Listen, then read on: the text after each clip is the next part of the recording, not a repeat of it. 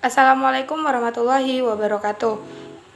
Kami dari kelompok 5 akan mempresentasikan hasil makalah kami. Sebelumnya saya akan memperkenalkan diri. Perkenalkan, nama saya Luciana Dwi Putri, NIM 2008 10 10 20 39 dari Prodi S1 Ekonomi Syariah. Baiklah, saya akan menjelaskan mengenai demokrasi pada masa Orde Lama.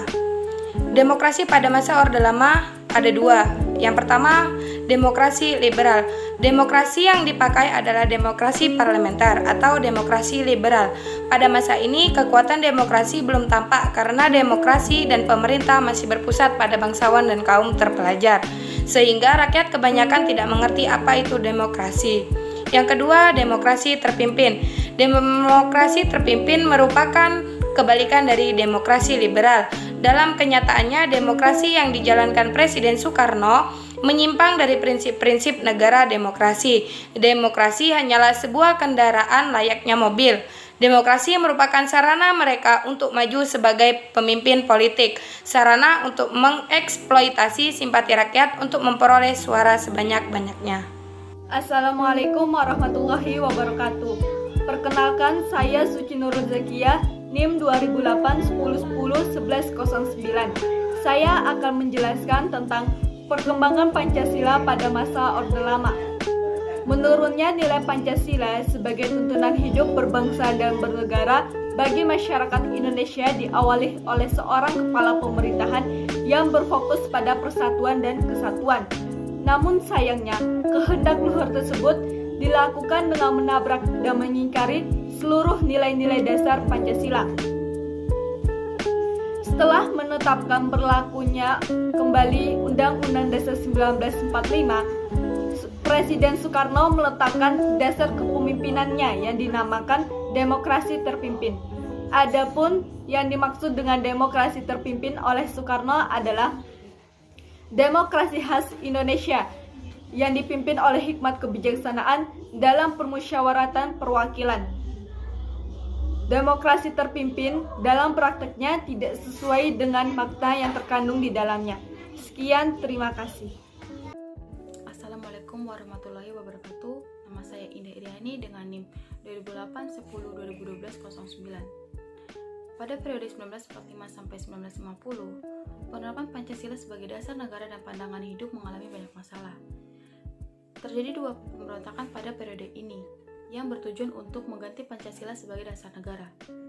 Pemberontakan yang pertama ialah pemberontakan Partai Komunis Indonesia atau PKI yang dipimpin oleh Musso yang terjadi pada tanggal 18 September 1948. Namun pada akhirnya pemberontakan ini berhasil digagalkan.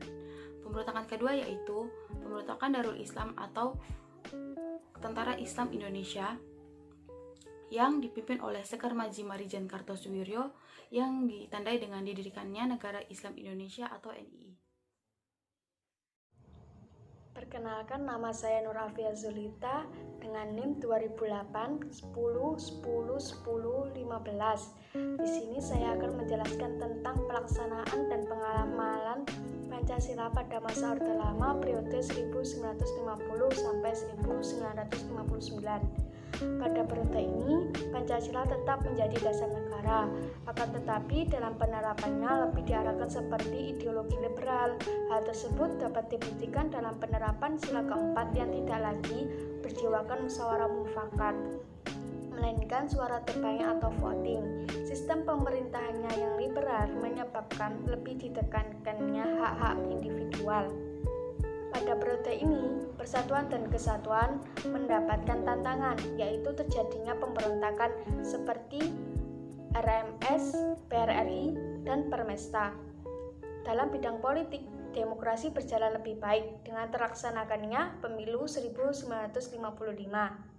Namun, anggota konstituante tidak berhasil menyusun Undang-Undang Dasar seperti yang diharapkan, sehingga dikeluarkannya Dekret Presiden 1959. Perkenalkan, nama saya Nurul Laili Hasanah dengan NIM 2008 10 10 10 32.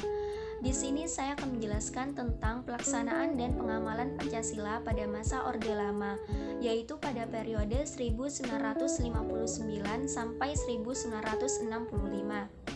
Periode ini dikenal dengan sebutan demokrasi terpimpin. Demokrasi terpimpin adalah sebuah sistem demokrasi di mana seluruh keputusan serta pemikiran berpusat pada pemimpin negara, yang kala itu adalah Presiden Soekarno. Demokrasi terpimpin adalah demokrasi yang sangat terkelola untuk sebuah sistem pemerintahan yang menganut sistem demokrasi dengan cara peningkatan autokrasi atau pemerintahan yang dipegang oleh satu orang.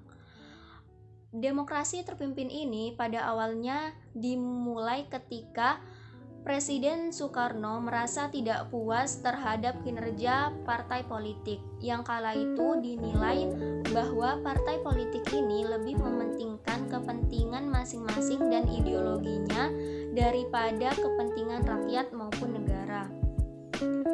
Adapun ciri-ciri dari demokrasi terpimpin, yaitu yang pertama adalah kekuasaan presiden yang mendominasi.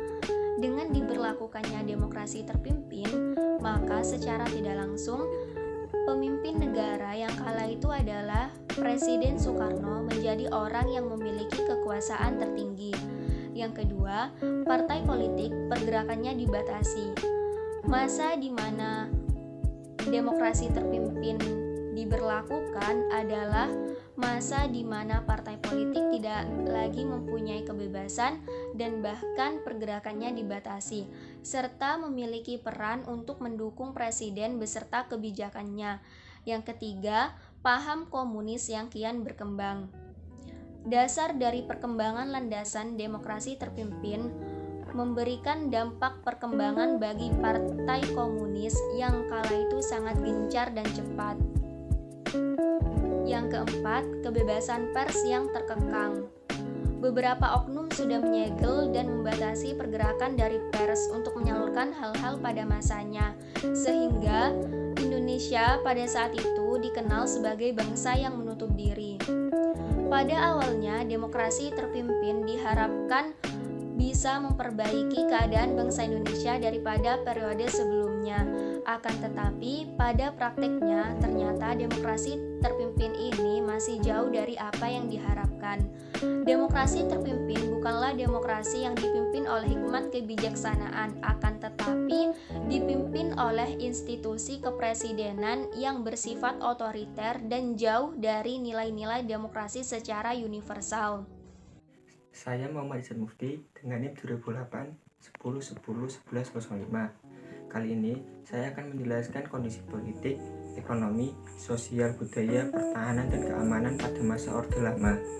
Kondisi politik, Presiden Soekarno pada tanggal 5 Juli 1959 mengeluarkan dekret presiden yang isinya pembubaran konstituante.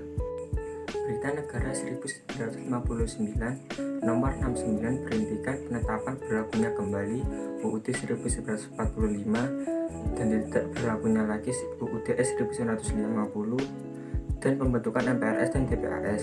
Salah satu dasar pertimbangan dikeluarkannya dekret Presiden 5 Juli 1959 adalah gagalnya konstituante melaksanakan tugasnya. Kondisi ekonomi tahun 1950 obligasi Republik Indonesia dikeluarkan oleh pemerintah. Namun, tingkat inflasi pada waktu itu yang cukup tinggi, makin menggoncang dan mengurangi kepercayaan masyarakat terhadap pasar uang dan pasar modal. Penurunan ini mengakibatkan nilai nominal saham dan obligasi menjadi rendah, sehingga tidak menarik lagi bagi investor. Hal ini merupakan pasang surut pasar modal Indonesia pada zaman Orde Lama. Kondisi sosial budaya pada masa Orde Lama yang masih mengalami masa transisi dari yang sebelumnya terjajah dan menjadi merdeka. Sedangkan pada masa Orde Baru memiliki kebebasan untuk berdemokrasi seperti berbicara, mengeluarkan pendapat, dan lain sebagainya. Namun, masih ada sikap berseteru antar suku, agama, dan kondisi pertahanan dan keamanan.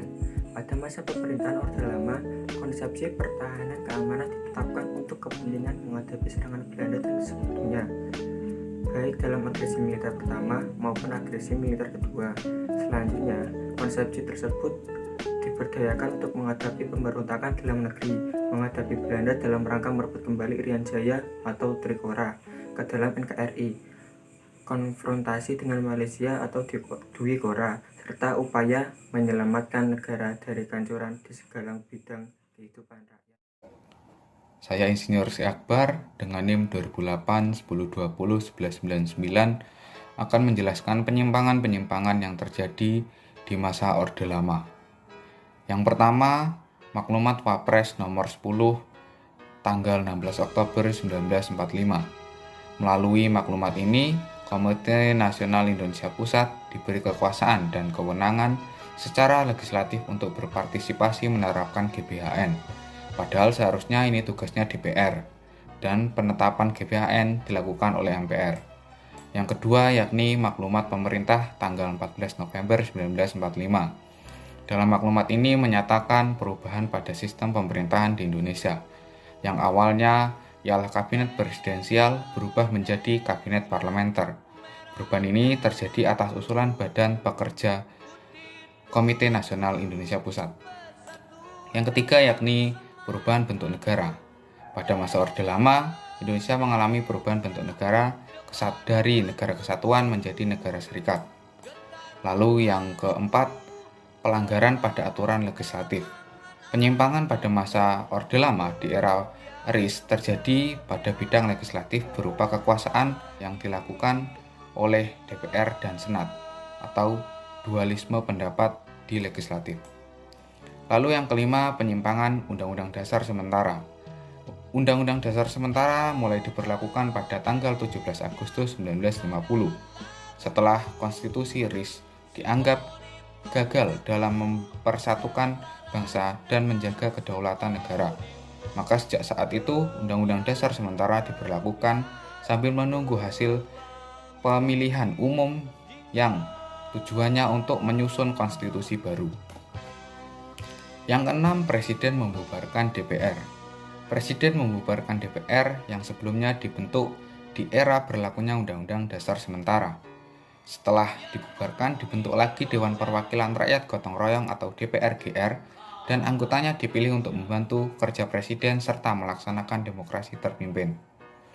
Yang ketujuh, perubahan aturan pembentukan MPRS. Presiden membentuk MPRS dan menetapkan serta menghentikan dilakukan oleh presiden berdasarkan wewenang yang dimiliki pada saat itu dan berdasarkan penetapan Presiden nomor 2 tahun 1959. 8. Perubahan ideologi. Pada masa Orde Lama, Pancasila pernah ingin diganti menjadi Nasakom karena untuk kepentingan politik pada saat itu. Dan yang kesembilan, politik mercusuar. Ini adalah cara